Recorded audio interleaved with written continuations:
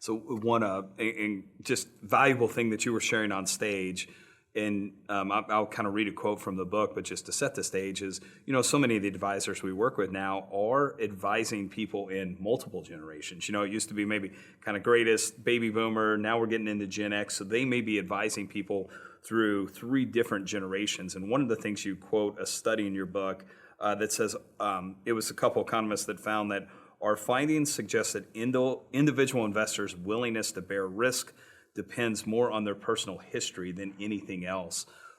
Maybe just I know a big, not even really asking a question, but explain kind of conceptually what that means and what you shared on stage. I mean, if you grew up during the Great Depression, you were scarred psychologically for the rest of your life in terms of you probably didn't want to go into much debt. You were probably scared of the stock market. You didn't want to take a lot of risk in your career. You really favored stability and a safety net. That's what you valued more than anything else.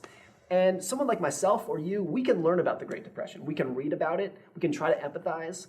But nothing is more persuasive than what you've actually experienced. So when I read about it, it's abstract. It just seems like I'm reading about a different world, which is what it is. Mm-hmm. And so we are all, and that's true for what I've experienced in my life, for what you've experienced in your life. And it's all different. It's different by generation. It's different by country. It's different between me and you. And so we all see the world through a little bit different lens. And we're all just kind of products of who we are. And that's true if you're an advisor dealing with different generations. What a Gen Z has experienced in life is very different from what a millennial has experienced, which is different from what their baby boomer parents have experienced. Like, everyone gets a little bit different view of the world. And every generation has their own defining events, whether that was the Great Depression, World War II, Vietnam, the inflation of the 80s, 9/11, COVID, which my kids won't remember, even though they're living through it. It's not a part of their adult life.